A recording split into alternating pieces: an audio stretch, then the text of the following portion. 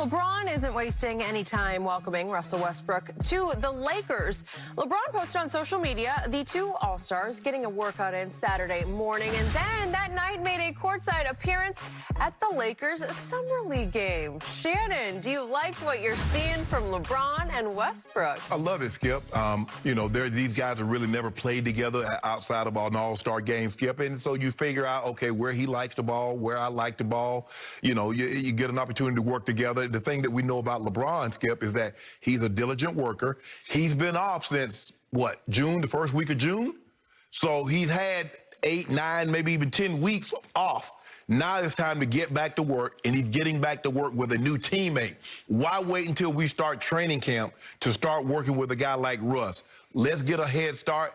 I'm surprised. I wouldn't be surprised, say, in the next week, AD shows up and gets in some of the workout actions. Skip, look, LeBron has heard everything. I do not believe this is a natural fit. But LeBron James and Anthony Davis went to the higher-ups and said, we would rather have Russ than the trade that you want to make. We'll make it work. We'll figure it out. It's more important to us to have a competitor of champion. He's never won a championship, but Skip, the one thing we know about Russ, he is as fierce a competitor as that they have in the NBA. And LeBron says, I'm willing to work. I want to work with that. I'm willing to sacrifice my game. AD, I'm willing to sacrifice because I believe this is a piece that can help us get to another championship. So I love what I'm seeing. I'm not surprised because, LeBron was already getting that work in because you saw him, as a matter of fact, he did 10 minutes balancing on the ball. 10! Some kind of Guinness Book of World Record. You hater. I didn't say a word. Yeah, you didn't need to. Are you finished? I'm done. Okay, thank you. This is brilliant early strategy by LeBron James. I commend him for this. I compliment him to the highest degree because this is exactly what he needs to be doing with Russell Westbrook. He needs to be ingratiating him into LeBron's inner circle because LeBron he's a good guy. He's fun to be around. And he's obviously an all-time great player, and Russ has that respect for him right now, but he needs it to go into love, like where they develop a deeper personal connection. Right. Because that's the only way you're going to survive with this guy. I'm here to tell you, LeBron, it will not work. But it's a great try, and I love this early strategy because you invite him to Las Vegas. You don't take AD because that would be the trio. That would be the three of you, and sometimes those triangle relationships don't work because you get closer over here. He right away he's saying, well, you're much closer to that guy than I'll ever be close to you. But this is just Russ and LeBron with Phil Handy, who's their assistant coach, who LeBron's very close with, and he's a good man, and he's a wise old basketball head. So he's going to run their personal workouts. And then you take Russ, just the two of you, to the Summer League game so you can make a grand entrance and sit in the... That must be a new thing now because I see everybody showing up to the Summer Leagues. I know, but you're going to get a lot of pub out of it. And then you post it, and you need to go all the way to, you use the weirdest nickname in sports, the Brody. I still don't get it. I don't know the But that's what everybody called Russ. I don't know how he got the name. But, well, I've read all the theories on it. There's the Wire character, but that was Bodie, not Brody.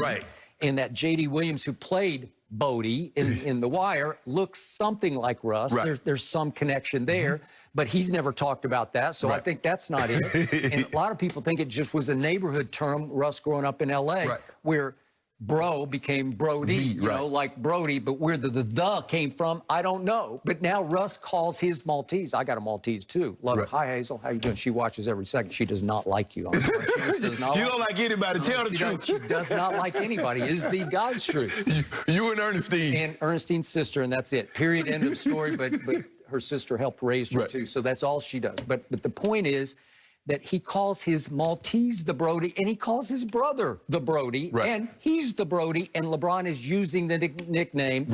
He's got all the emojis for lab work with the Brody, okay? Well, that's cool to Russ, where he's showing him love and respect, like we're together, right? Because you need this guy to be not only on your team, but sort of under your spell, where he is so respectful of LeBron that he will pay the prices and the sacrifices that you need to win with LeBron and Anthony Davis. I love the strategy. It's a very smart thing. And then, of course, he used the sarcastic line. I agree. I don't think this will work. That's LeBron just being sarcastic in what he posted, where we all know he's saying to Russ, then he ats Russ. Like he's saying, no, we are going to show him it will work. Because it wouldn't work with Kevin Durant, and then it didn't work with James Harden, and it never quite worked with Paul George because once he had his escape hatch, he jumped right out of it. And even there was the ESPN report that Kawhi Leonard, Russ is trying to call Kawhi, take me to the Clippers with you, and he wouldn't even return his calls and snaked him and turned right around and said, hey, Paul George, he wants out. Why don't you come now with me, right? So I named 4 great players. KD, James Harden, Paul George, and Kawhi all did not want to play with Russ. So you don't think LeBron's saying, watch this. It's part of the potential success story of next year is, I'm going to show you I can win with the guy nobody else wants to win with and couldn't win with, right? I think the thing is, what Skip, the other guys were all trying to prove something. I believe KD could possibly play with Russ now because KD's a made man. He has championships. He has finals MVP. None of these other guys, LeBron has that, championships, finals MVPs. So he has those things on his resume intact. So, and Russ is like, and Russ knows, and I heard Russ say, well, he don't have anything to prove. The only unbox that's not checked on his resume is a championship. He's led the league in assists. He has the most career triple doubles. He's been an MVP of the league, Skip. He's been an all-NBA player. Now, can you finish it off? Okay, but he also has these accolades. 3 times he's led this league in turnovers. 4 times he's second in this league. It won't happen this year. 4 times he has led this whole league in usage rate. How much do you have the ball in your hands? Watch him this year. 4 times he was second in the league in usage rates. That's 8 times, 1 or 2 over the last 8 years. And one time, and watch him this year, 1 time NBA champion. How about that one? You ain't list that one over there. It sounds good, but it's impossible. It ain't impossible. This guy, you know what I believe, and I'm going to speak for Kevin here, and he'll go crazy on social. I don't really care, but I believe if you got Kevin Durant on a lie detector right now, he'd say, "Oh, I love Russ like a little brother because he was my little brother." But this man, you just can't. Once he gets on a basketball court, who knows what he might do? You can't control what he might do. Haven't LeBron proved everybody wrong? They say there's no, when he was 17 years old on the cover of Sports Illustrated, there's no way he could possibly be that good. He's the #1 pick overall in 2003. There's no way he can live up to all this hype. There is no way he could be 4-6 in NBA Finals. 4-6? For one man? 6? For one man to go to the many as NBA championships, but all but what? The Lakers, the Celtics, and maybe the Warriors. He's 4th on the list, and he's an individual. That's pretty good. That's pretty good. There's no way he could miss the playoffs as a Laker, right? It happened. Skip, it happened.